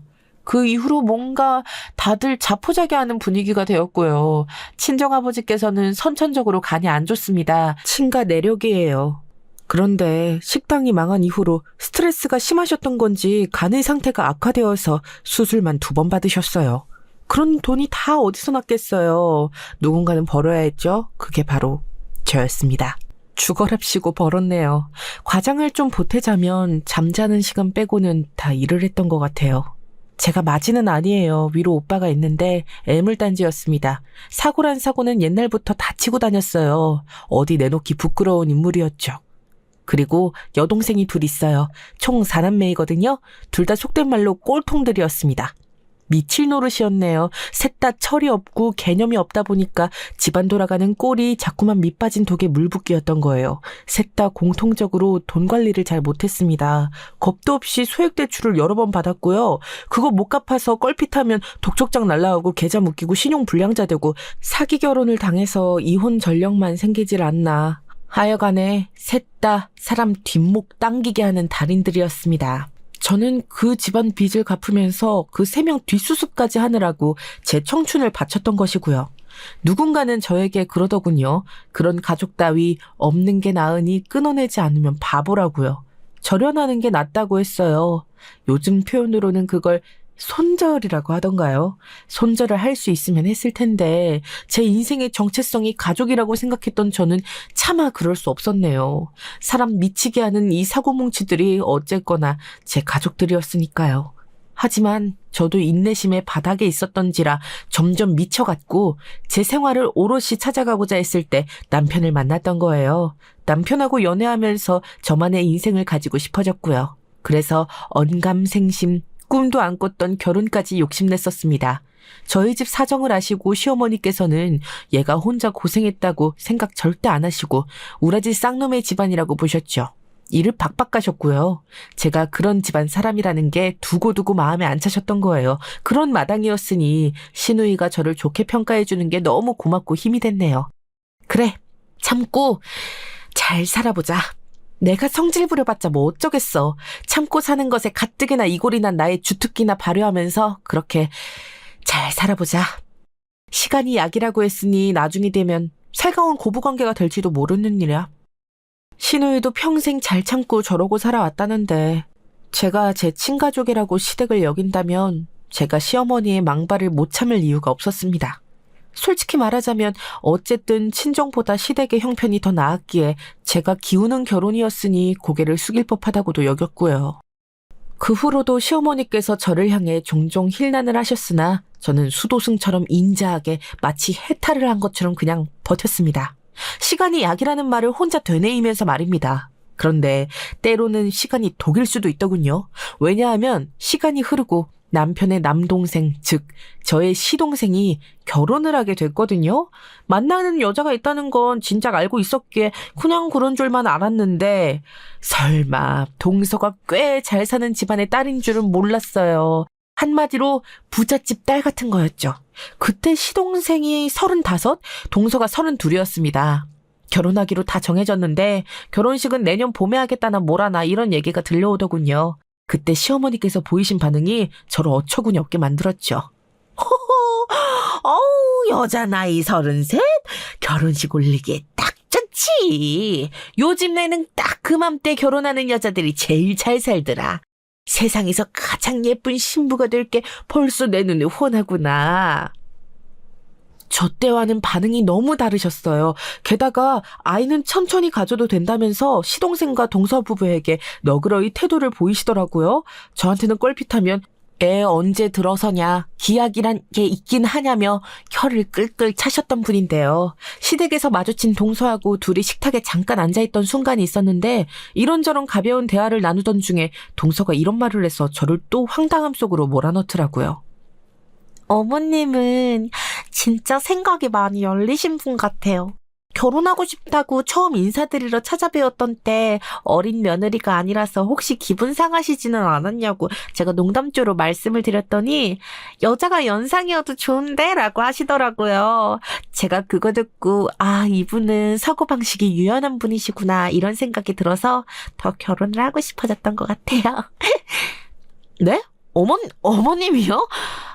다른 어머님 말하는 거 아니고 저희 시어머니 얘기하는 거 맞죠? 어머님의 그런 면모를 전 처음 알았네요. 네, 그랬군요. 네, 결혼하고 나면 솔직히 시댁은 등한시할 생각도 있었는데 생각이 좀 바뀌게 되었어요. 제가 뭔 소리를 들은 건가 싶었네요. 그런 얘기를 당당하게 한다는 것 자체가 너무 신기했어요. 동서를 비난할 마음은 안 들었고 그냥 풍족한 배경을 지니고 있으면 그런 말도 꺼리낌 없이 할 수 있는 건가 싶어서 다른 세계 사람처럼 느껴졌습니다. 시동생이 대학도 잘 갔지만 취직을 진짜 기가 막히게 잘했어요. 일에만 파묻혀 살더니 회사에서도 인정을 받았고 그런 걸 바탕으로 결국 부잣집 딸과 결혼도 하게 되었죠. 시부모님들께서는 경사 났다면서 엄청 좋아하셨어요. 늘 모든 일을 시동생 동서 부부의 위주로 맞추고 이야기를 하셨죠. 너무 노골적으로 그러시니까 제가 입장이 좀 민망해지더라고요. 시댁에 불러서 가보면 저한테는 반찬 만들어라, 설거지해라, 과일 깎아라 이런 걸 시키셨고 동서는 시부모님과 TV 앞 소파에 편하게 앉아서 주전부리를 먹는 게 보통이었습니다. 시어머니께서는 저에게 장을 봐오라고 시키기도 하셨어요. 그날은 정말 짜증이 좀 나서 만약 장을 봐서 시댁에 갔는데 또 동서만 손님 대접하시고 저는 시녀 취급하시면 이번에는 뒤집어 엎을 거라고 작정을 했었죠. 마음 딱 먹고서 시댁에 도착했던 주말 점심때 정말로 시어머니와 동서가 함께 있었는데요. 저는 차마 따지지 못했습니다. 왜냐하면 동서가 시어머니께 명품 브랜드에서 나온 화장품 세트를 선물로 들어서 그걸 열어보고 있던 순간이었거든요. 제가 안 쓴다고 해서 그런 화장품이 꼴랑 한 개에 수십만 원씩이나 하는 걸 모르는 건 아니었습니다.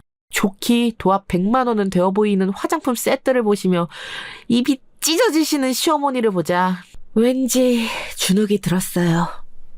형님 오셨어요? 어머님께서 그러셨는데 형님이 오늘 두부전골 재료 사와서 해주신다고 하길래 기대 많이 하면서 왔어요. 아, 그리고 이건 형님 거예요. 항상 립스틱 색깔을 본인에게 안 어울리는 걸로 바르고 다니시더라고요. 백화점 가서 테스트 받아보시면 어울리는 색조가 뭔지 매장에서 다 찾아주니까 그런 서비스 한번 이용해보세요. 구매 안 해도 해주는 서비스니까 부담 갖지 마시고요. 이거 샤넬에서 새로 나왔다는 립스틱이구나. 와, 케이스도 정말 고급지다. 멋지네. 고마워, 동서. 잘 쓸게. 그렇게 대답하며 웃는 저의 모습. 마치 로봇 같았을 거예요. 마치 제가 자원해서 하게 됐다는 듯이 두부전골을 끓이러 부엌에 선 스스로의 모습이 너무 초라하고 보잘것없어서 얼굴이 뜨거워졌습니다. 동서가 저한테 못된 말을 한 것도 아니고 따지고 보면 그간 계속 자잘한 호의를 베풀고 있는 셈이었는데 이상하게 기분은 별로이더라고요. 제가 쓰는 것보다 5배는 비싼 립스틱을 선물 받았음에도 기쁘기보다는 뭔가 씁쓸했으니까요. 이게 혹시 질투심인가 싶어서 스스로를 다스렸네요. 동서는 어차피 다른 세계 사람이니 저는 그저 제 도리나 잘하고 살자며 마음을 다잡았습니다. 그러고 나서 얼마 안 됐을 때 시어머니께서 묵은지를 처리하자고 하시며 만두빚기를 제안하셨어요. 저도 만두는 꽤 좋아하는지라 사양할 핑계도 어차피 생각 안 나서 그러기로 했습니다. 만두빚기로 한 주말 오전에 시댁으로 갔죠. 그랬더니 시어머니께서 저하고 함께 들어서는 남편을 확인하시고는 표정을 굳히셨습니다. 계속 툴툴거리시더라고요. 혼자 올 것이지 왜 같이 왔어? 아침 일찍 출발했을 텐데 못하러 그래. 어제까지 한 주 내내 힘들게 출퇴근하면서 일한 사람을 아휴 눈치 없이 왜 데리고 왔대. 어머님 딴 데 보면서 말씀하셔도 목소리가 커서 다 들려요. 이 사람만 한 주 내내 일한 거 아니고 저도 일했어요. 저 백수 아니에요 어머님. 슬쩍 옆으로 가서 대꾸를 했더니 짜증스럽게 저를 흘기시더라고요. 저에게 가장 힘든 김치 준비를 시키려고 하시길래 제가 남편을 불러다가 전가를 했죠. 김치 쫑쫑 썰고 국물 안 나오게 꾹 짜는 거요. 저는 옆에서 다른 거 했고요. 그랬더니 시어머니께서 화딱지가 나는지 어떻게든 저에게 그 작업을 넘기고 싶으셔서 자꾸만 근처에서 알짱거리셨는데요. 그냥 무시하면 끝날 일이었건만 잠시 후 남편이 손목 아프다고 신음을 하는 겁니다. 자꾸 손목이 시큰거린다면서 김치 짜는 게 힘들다네요. 제가 너무 어이가 없어서 쳐다봐줬더니 남편이 멋쩍어 하면서 제 눈치 한 번 쓱 보고 자기 모친 한번 확인하는 걸 번갈아 하면서 이런 말을 했습니다.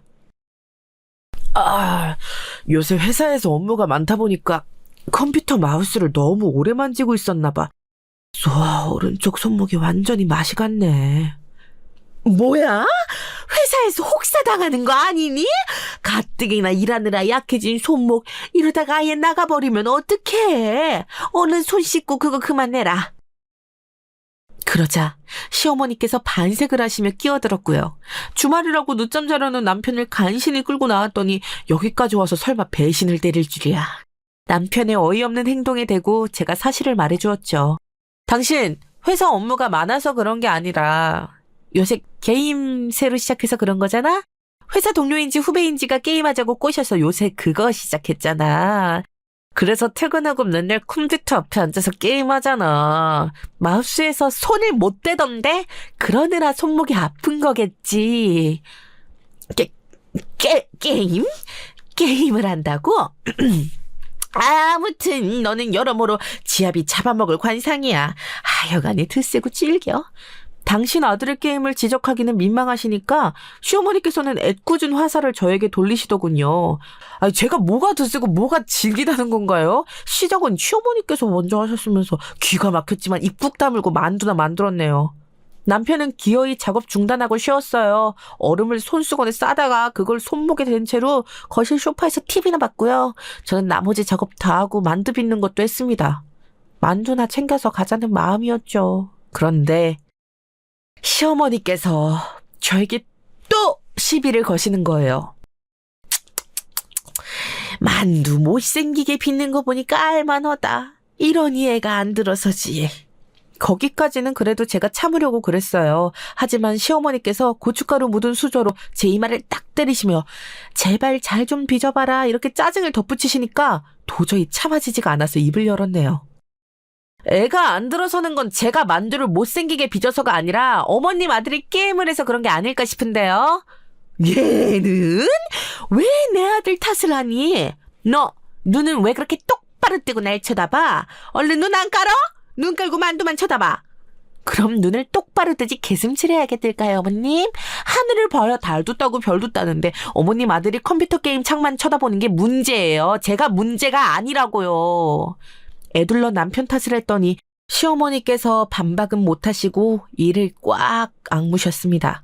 턱에 힘들어간 게 보이더라고요. 그때 시누이가 도착했어요. 작은 애를 데리고 왔더군요.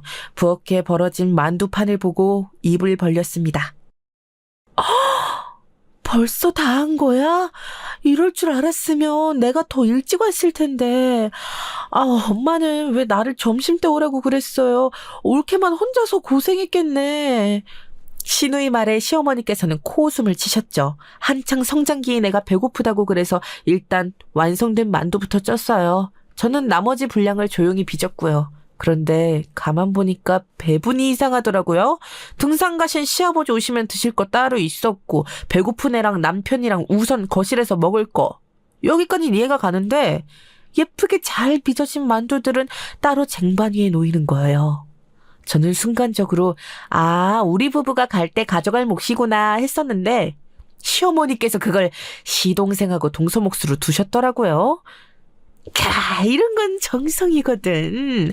돈 주고도 못 사 먹는 거니까 분명 좋아하겠지? 무척 기뻐하시는 모습을 보며 재주만 부리고 버려진 곰이 된 것 같아서 허탈하기도 했지만 그 이전에 저는 왜 시어머니께서 과거에 당신의 시부모께 항상 호되게 당하고 사시면서도 인정받고 싶어 하셨는지 아들 둘 낳고 기세등등해지셨다는지 알 것만 같았습니다. 왜냐하면 제가 시어머니께 화가 나고 어이가 없기도 했지만 제 안에서는 분명하게 서운하다는 감정이 휘몰아쳤기 때문입니다. 씁쓸했죠. 사람은 결국 누구나 인정받고 사랑받기를 원하는 법인 것 같더라고요. 저 역시 예외일 순 없었죠. 시어머니의 너무나도 노골적인 차별 대우에 쓰디쓴 한숨이 나왔습니다. 그리고 며칠 뒤 시누이 부부, 저희 부부, 시동생 부부까지 6시 부부 모임처럼 식당에서 밥 한 끼 먹었는데요. 시동생네가 웬일로 밥을 산다고 해서 나가봤더니 엄청 좋은 곳이더라고요. 동서는 저를 향해 이럴 때 많이 드시라며 밑반찬으로 나온 간장게장을 제 앞으로 밀어주었습니다. 제가 고맙다고 대답하는데 또 기분이 묘하더라고요. 시누이가 슬쩍 동서한테 그랬어요. 일전에 만두 그것 제가 다 수고해서 빚은 거였다고요. 그랬더니 동서가 저를 보면서 약간 비웃는 투로 그러더군요. 네. 형님 하실 일 한 거네요. 수고 많으셨어요. 맛있던데요? 제가 할 일이라는 게 대체 뭘까요? 시댁의 노가다? 각종 잡일? 그때 처음으로 동서를 향해 저는 얘 말하는 꼬라지 좀 봐라 싶은 생각이 들었습니다.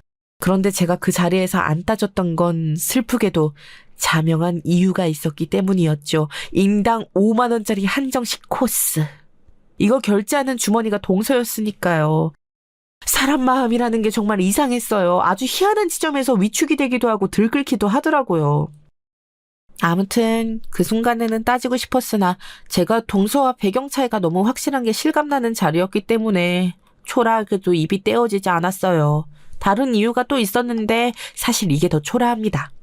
제가 동서한테 따지고 들면 남편이 저를 나무랄까봐 그랬어요. 그런 순간에 제 편을 안 들고 동서 편을 드는 것만큼 제 입장에서는 비참할 게 따로 없을 것이었죠. 잘난 것, 내세울 거 하나 없는 주제에 동서한테 자격지심 품고서 별걸로 트집 잡으면서 따지는 그런 성질 더러운 사람으로 보일까 봐서 저는 끝내 나빠진 기분을 표출하지 못했습니다. 그러면서 새삼 깨닫기도 했어요. 저는 남편을 사랑해서 결혼한 것이었지만 왠지 신뢰라는 게 부족한 느낌이었습니다. 이 사람이 언제 어느 때이고 제 편을 들어줄 것이란 확신? 그런 게 없었어요. 여러모로 심란한 시기를 보내던 와중에 저는 제 신경을 건드리는 사소한 일들을 버텨냈지만 결국은 제가 폭발하는 사건이 터지고 말았습니다. 복날이었는데요. 원래 초복 때 모일까 했었는데 일정이 조금 틀어져서요. 어쩌다 보니 중복 때 시댁에서 다 같이 모이기로 얘기가 되었어요. 초복대에서 조금 미뤄졌으니 시어머니께서는 더욱 정성스레 중복 식사상을 준비하겠다고 하셨습니다. 모든 식구를 위해서라기보다는 이 집안에 들어오고 처음 복날을 맞이하는 동서를 위해서였죠. 왜냐하면 저는 그 식사상 준비를 같이 했는데 동서는 다 차려지고 난 뒤에야 시댁에 도착했고 그럼에도 극진한 환대를 받으며 자리에 앉았거든요. 거실에 상 3개를 붙여서 자리를 만들고 반찬 나르고 닭 건져낸 후에 국물에다가 찹쌀 넣어서 이따가 먹을 죽까지 준비해두고 이건 다 제가 했습니다. 애초에 시어머니께서 좀 거들어달라고 하시길래 이런 걸 거절할 수가 없어서 도왔던 것이고요. 남편하고 둘이 일찍 갔는데 남편은 시아버지하고 TV 뉴스나 보면서 정치인들 욕이나 하는 게 다였습니다. 남편에게 한 소리 좀 하려고 치면 시어머니께서 귀신같이 저에게 눈총을 보내셔서 그럴 수도 없었네요. 반 이상 준비했을 때 시누이네가 왔고요. 시매부가 거실 상다리 한 짝 기운 거 얼른 손보고 부엌 쓰느라 옆 다용도실 너저분해진 거 애들이 치우고 시누이가 저 거들어주고 이렇게 하니까 금세 속도가 붙었던 것 같아요. 안 그랬으면 예상보다 늦어졌을 거예요. 그만큼 시어머니께서 너무 판을 크게 준비하셨어요. 닭도 컸고요. 마트에서 이런 닭 안 팔 텐데 대체 어디서 공수해 오셨나 했더니 따로 주문을 하신 것이더군요. 닭이 크고 실할 뿐만 아니라 살이 엄청 신선하고 부드럽다고 유명한 닭이더라. 요새 소문났길래 나도 미리 주문을 넣어놨지. 가슴살까지 다 맛있는 닭이라고 값이 비싼 거던데 어디 그 가치를 아는지 오늘 우리 식구들이 다 함께 먹어보고 평가를 해보면 되겠네. 다들 맛있게 먹자고. 거의 준비가 다 되었을 때 시어머니께서 호탕하게 외치셨죠. 저는 그때 괜스레 우리 식구들이라고 말씀하시는 것이 좋게 들렸던 것 같아요. 거기엔 제가 포함이었으니까요. 거하게 차려진 상을 보면서 다들 싱글벙글 웃고 있는 모습도 너무 보기 좋았어요. 그 커다란 닭 3마리나 푹 끓여낸 보람이 있더라고요. 제가 어쩌다 보니 동서하고 옆자리였어요. 제 왼쪽은 남편, 오른쪽은 동서였죠. 그런데 상이 나뉘는 기준이 남편은 왼쪽 상의 음식을 먹는 거였고 저하고 동서는 같이 오른쪽 상의 음식을 먹는 모양새였어요. 그리고 제가 동서가 이렇게 시동생을 향해 중얼거리는 소리를 들었어요. 자기는 닭다리를 딱히 안 좋아하는데 가슴살 맛있는 닭이라고 하니까 기대가 된다 이런 식으로 말을 했죠. 그러고 나서 기대에 찬 식사가 시작되었습니다. 저는 밑반찬 위주로 먼저 집어먹다가 슬쩍 닭의 몸통 부위를 공용 집게로 뜯어서 가져왔는데 정말 맛있더라고요. 제가 슬쩍 보니까 동서는 계속 가슴살을 잘게 찢어서 그걸 반찬하고 먹는 중이었죠. 달게는 다리가 2개니까 어쨌든 1개는 제가 먹어도 되지 않을까 싶었어요. 그래서 공용 집게로 다리를 쭉 뜯어왔고 동서하고 시동생을 쳐다봤는데 둘 다 이쪽에는 관심이 없길래 먹어도 되겠다 싶어서 제가 먹기 시작했습니다. 지금 생각해보면 그 닭다리가 대체 뭐라고 비록 짧은 찰나였지만 머릿속으로 계산을 하면서 고민을 했던 건지 모르겠네요. 그냥 대놓고 내가 먹어도 되냐? 이렇게 말을 했어도 됐을 것을요. 어쨌든 닭다리살을 한참 우물거리고 있는데 그때 대각선으로 앞에 앉으신 시어머니와 눈이 딱 마주쳤습니다. 시어머니께서는 거의 습관적으로 저를 향해 혀를 차시며 시선을 돌리셨다가 갑자기 눈이 동그랗게 변하신 채로 다시 저를 응시하셨어요. 그 순간 제 심장이 철렁 내려앉았죠. 저를 다시 쳐다보신 그 눈빛이 엄청났었으니까요. 약간은 작은 음성으로 저를 향해 이렇게 물어보셨죠. 어라? 너 지금 그 입으로 쭉쭉 빨고 있는 게 닭다리 뼈니? 네가 다리 먹었어? 에? 맞아요. 제가 다리 하나 먹었는데요. 참고로 그 상 위에 닭, 다리 하나는 제가 가져가서 다 먹은 직후였고 다른 하나는 시매부가 가져가서 애들한테 그 살을 젓가락으로 나눠주던 중이었어요. 엄청 잘 먹는 애들인지라 이미 다른 상의 다리도 먹은 후였고 시매부가 추가로 챙겨주고 있던 거였어요. 그때 시어머니의 눈동자가 미친 듯이 3개의 상 위를 훑기 시작했습니다. 다리에 대한 계산이 시작된 거였죠. 닭은 총 3마리, 그렇다면 다리는 6개였습니다. 그 당시에는 제가 생각을 못했었는데 지금 가만히 회상을 해보니까 시어머니께서는 다리의 주인들을 시아버지, 남편, 시동생, 동서 이렇게 4명으로 확정 지으시고 나머지 다리 2개는 시누이네 식구들 안에서 해결하는 걸로 보셨던 것 같아요. 어쨌거나 저는 없었던 거였죠. 당신의 생각대로 흘러가지 않은 걸 알게 되신 시어머니께서는 소리를 지르셨습니다. 야! 네가 뭔데 다리를 뜯어? 너는 네 옆에 귀한 입이 있는 것도 안 보여? 네 주둥이가 그걸 먹게 왜 먹어? 이 능력도 없는 년이 어디서 눈치 없게 자기 동서한테 당연히 양보할 생각도 않고 자기가 홀라당해. 식탐 한번 추하구나. 이래서 없이 자란 것들은 안 돼. 저는 태어나서 그렇게 제 얼굴이 뜨거워진 적이 없었어요. 제법 산전수전 다 겪으면서 살아왔다고 생각했기에 철면피에 가까웠건만 시어머니의 역성에 너무나도 깊은 수치심이 들었습니다. 왜냐하면 1대1로 들어도 수치스러운 지적을 시댁 식구들 모두가 있는 앞에서 당했으니까요. 시어머니께서 과한 반응을 보이셨건 말건 어쨌든 제 취급이 너무 우스워지는 순간이었어요. 얼굴이 주체 못하게 뜨거워졌고 손이 떨려서 얼른 젓가락을 내려놓았습니다. 그러자 옆에서 동서가 하면서 헛기침을 하더라고요. 여기서 동서가 전 괜찮아요라고 한마디만 해도 상황이 누그러질 것 같았는데 오히려 반대편으로 고개를 슬쩍 돌리더군요. 마치 정말로 닭다리를 저한테 빼앗겼다고 표현하는 것 같았습니다. 제가 눈을 옆으로 돌려서 이번에는 남편을 쳐다봤어요. 남편은 작게 한숨을 쉴 뿐이었어요. 그게 다였죠. 시아버지께서는 그 와중에도 식사를 계속 잊고 계셨고요. 제가 너무나도 민망해진 이 상황에서 구원투수는 아무도 없었습니다. 닭다리 먹었으면 하는 귀한 며느리 입은 먹지도 못하고 제발 안 먹었으면 하는 며느리 주둥이는 잘도 처먹고 있고 아유 우라지 너는 양심이 있으면 그만 처먹고 얼른 일어나 부엌에 가서 죽이나 어떻게 다 됐는지 어쨌는지 그거나 보고 있어. 동서와 저를 번갈아가며 쳐다보신 시어머니께서 그렇게 말씀하셨을 때 저는 정말로 자리에서 조용히 일어났습니다. 그때까지만 해도 시어머니는 물론 아무도 몰랐을 겁니다. 제가 수능에서 일어난 게 아니라 폭발했기 때문에 일어났다는 사실을 말입니다. 다리 하나 가지고 더럽게 치사하게 구네. 더 이상 이런 꼬라지 보고 살 자신이 없네요. 이혼하렵니다. 아직 아이가 없는 게 최고의 행운이네요. 아이 없을 때 갈라서는 게 좋으니까요. 얘가 지금 뭐라고 하는 거야? 너 뭘 한다고? 비싼 닭 먹고 머리가 돌아버렸니? 저 이혼하고 나면 이 자리에는 부잣집 며느리 새로 앉히세요. 그렇게 하실 수 있을지 없을지 모르겠지만요. 구질구질한 저는 아무튼 꺼져드릴게요. 복날에 드리는 선물입니다. 좋으시죠? 그제서야 시댁의 거실에는 경악이 차올랐습니다. 남편이 사리가 들러서 옆에서 콜록거렸고요. 저의 폭탄 발언에 시어머니께서는 당황하셨는지 커진 눈으로 나머지 식구들을 얼른 한 번씩 쳐다보시고는 천천히 자리에서 몸을 일으키셨습니다.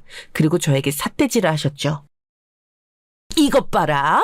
너 나한테 꾸중 한 번 들었다고 지금 말을 그따위로 하겠다는 거지? 나이 먹고 성질만 급하고 악독한 게 너구나. 나이 먹고 성질만 급하고 악독하다. 어머님, 왜 자기소개를 저한테 하고 자빠지셨어요? 어머님이야말로 쪽팔리지도 않으세요? 대체 나이를 어디로 잡수신 거예요? 아, 어머님, 다음 주부터 문화센터에 장구 수업 다닐 거라고 하셨던가요? 꼭 옆자리에 엄청난 부잣집 사모님이 계시길 바랄게요. 그래서 장구 가르치는 강사가 어머님 장구는 발로 툭툭 차고 다니고 옆자리 부잣집 사모님 수강생에게만 친절했으면 좋겠어요. 이게 정말 못하는 소리가 없어! 홍시라는 표현으로는 부족하고 마치 잘 익은 사과처럼 시어머니의 얼굴이 빨개졌습니다. 시어머니께 제가 역지사지를 비유로 든 것이었으니 난감하실 수밖에 없었겠죠. 저는 동서를 내려다보며 말했습니다. 집안이 잘 살면 뭐래? 중학생들이 학교에서 일진놀이하는 수준에 그치는 상황들을 보면서 동조하고 있는데 솔직히 수준이 너무 떨어지네. 못 살고 못 배우고 못난 내 눈으로 봐도 수준이 너무 역해. 뭐라고요? 형님 지금 저한테 하시는 소리세요? 제가 형님한테 잘 못해드린 기억이 없는데요. 당황스럽네요. 가슴에 손을 얹고 말을 해. 그동안 나를 비웃은 적, 우습게 여긴 적 정말 단 한 번도 없었어? 동서, 길고 짧은 건 대봐야 아는 법이야. 평생 그렇게 잘 살라는 보장 없고 당장 오늘 내일 교통사고라도 당해서 인생 끝장날 수도 있는 법이지. 그러니까 제발 그렇게 살지 마. 그러자 동서가 멍해진 얼굴로 입을 다물었고 옆에서 시동생이 저한테 한마디 하고 싶은 눈치였지만 차마 고를 말이 없었는지 입술만 움찔거렸습니다. 그 와중에 저를 또 나무란 사람이 있었으니 바로 남편이었어요. 당신 왜 이래? 화가 나고 서운한 건 알겠지만 선은 넘지 말아야지. 당신 지금 너무 지나쳐. 뭐라는 거야?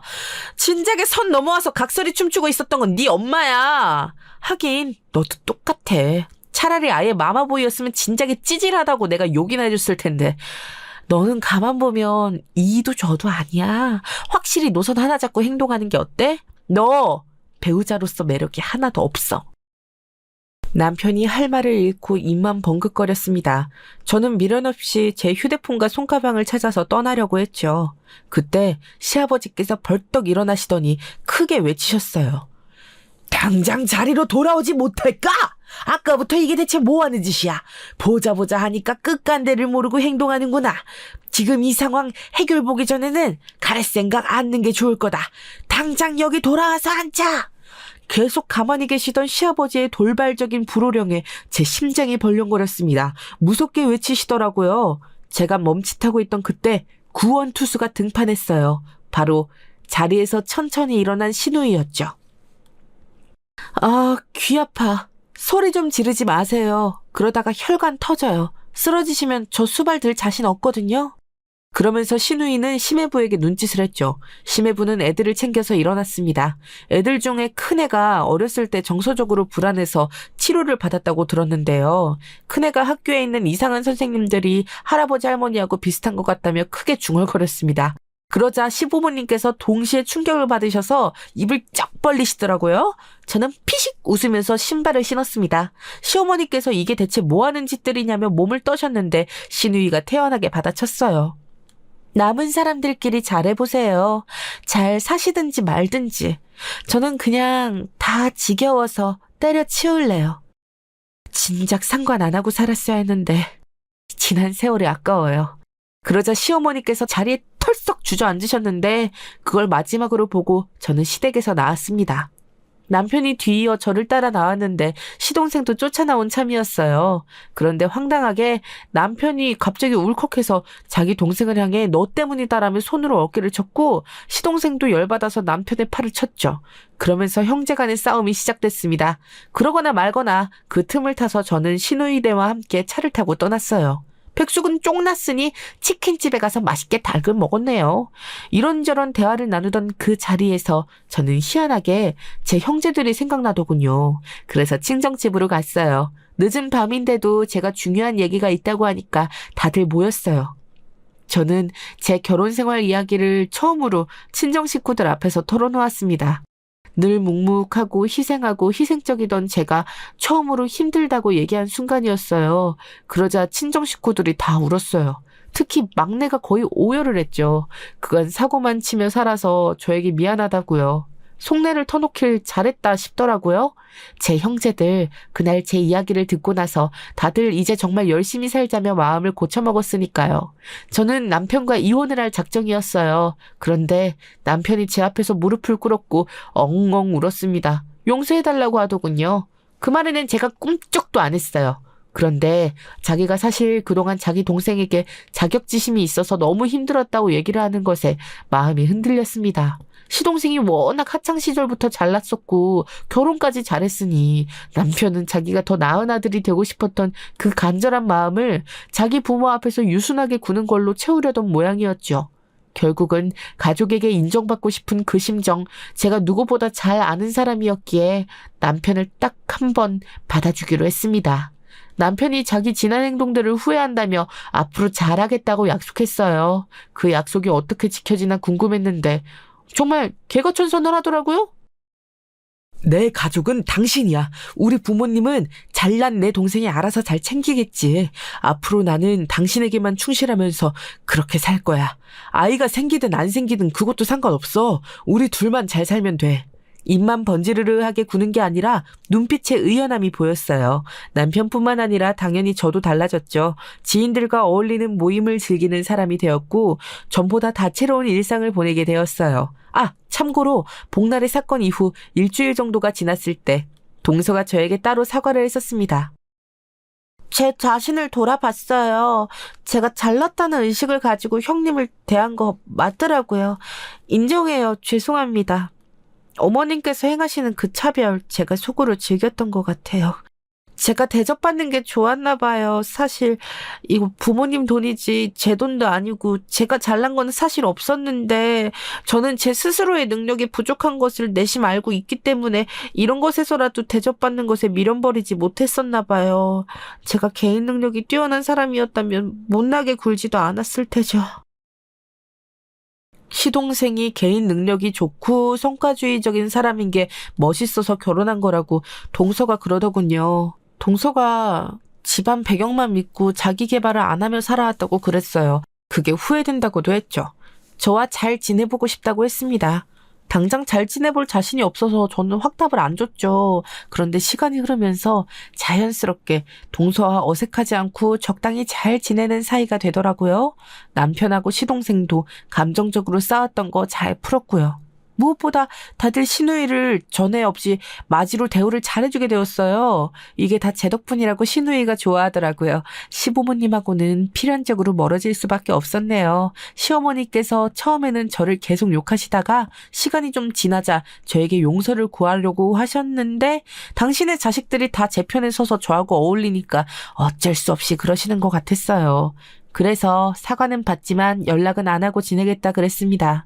남편이 중간에서 역할을 잘해주고 있기 때문에 그 후로 제가 스트레스 받는 일은 없었어요. 저희 부부에게는 아이가 생겼고 건강하게 태어났습니다. 아기가 탄생했을 때 멋진 선물들을 안겨줄 만큼 제 친정 식구들은 발전해 있었죠.